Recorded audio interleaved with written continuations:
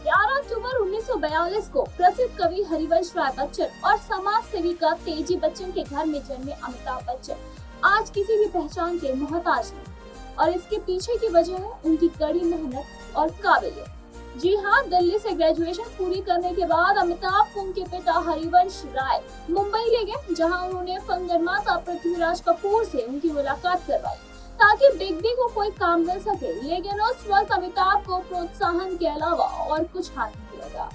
लेकिन आज के समय में अमिताभ बच्चन एक आदर्श व्यक्ति है, एक आदर्श पिता है, एक दार्शनिक और एक संपूर्ण पारिवारिक व्यक्ति है। उन्होंने कड़ी मेहनत और काबिलियत के बल पर कई युवा पीढ़ी को प्रेरित करने का काम किया।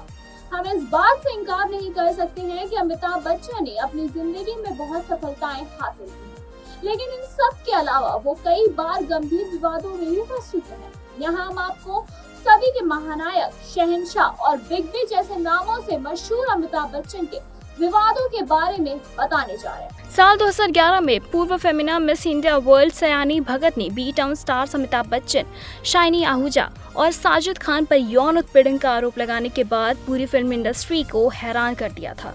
इसके तुरंत बाद बिग बी ने सार्वजनिक रूप से सयानी के द्वारा उन पर लगे गंभीर आरोपों के खिलाफ पुलिस में शिकायत दर्ज करवाई, जिसके बाद पता चला कि सयानी साइबर क्राइम का शिकार हो चुकी हैं।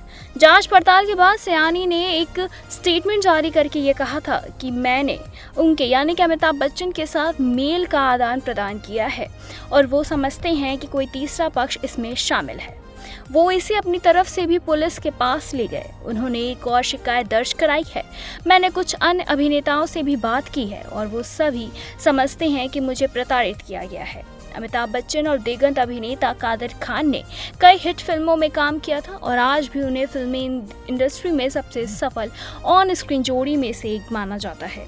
ऑन स्क्रीन जोड़ी के अलावा दोनों ने वास्तविक जीवन में भी एक खूबसूरत बंधन को साझा किया था। लेकिन जब अमिताभ प्रसिद्धि और सफलता की नई सीढ़ियां चढ़ने लगे थे, तब इस सफलता ने उन्हें अभिमानी और आत्मकेंद्रित बना दिया था। जी हाँ, एक बार फिर एक न्यूज़ पोर्टल को दिए गए एक इंटरव्यू में कादर खान ने अमिताभ के साथ अपनी खूबसूरत और सच्ची दोस्ती के खत्म होने के पीछे की पूरी कहानी का खुलासा किया था। कादर खान ने कहा था, मैं उन्हें अमित बुलाता था। एक दिन साउथ फिल्म इंडस्ट्री के एक निर्माता ने मुझसे पूछा, आप सर जी से मिले? मैंने उनसे पूछा, कौन सर? उन्होंने कहा, आपको सर जी नहीं मालूम? वो लंबा आदमी। और फिर मैंने अमिताभ की ओर इशारा किया। मैंने कहा, वो तो अमित है। सर जी कब से हो गए? उन्होंने कहा, हम उन्हें अब से सर जी कहेंगे। और हर कोई वास्तव में उन्हें उसी नाम से पुकारने लगा। मेरे मुंह से उनके लिए सर जी तो नहीं निकला, पर मैं उस ग्रुप से निकल गया। अमिताभ बच्चन और रेखा के अफेयर की कहानी 1976 में फिल्म दो अनजाने के सेट पर शुरू हुई।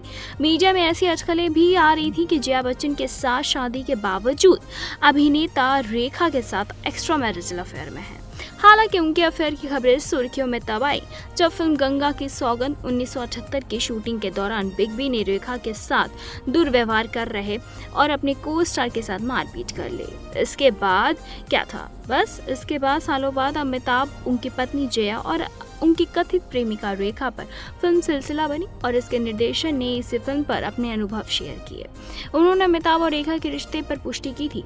दरअसल बीबीसी को दिए गए एक इंटरव्यू में फिल्म निर्देशक यश चोपड़ा ने कहा, मैं सिलसिला के दौरान हर व्यक्ति डरा हुआ था क्योंकि ये वास्तविक जीवन था जो रियल लाइफ में प्रदर्शित हो रहा था। जया उनकी पत्नी है और रेखा उनकी प्रेमिका, और यही कहानी वास्तविक जीवन में थी। कुछ भी हो सकता था क्योंकि वो एक साथ काम कर रहे थे।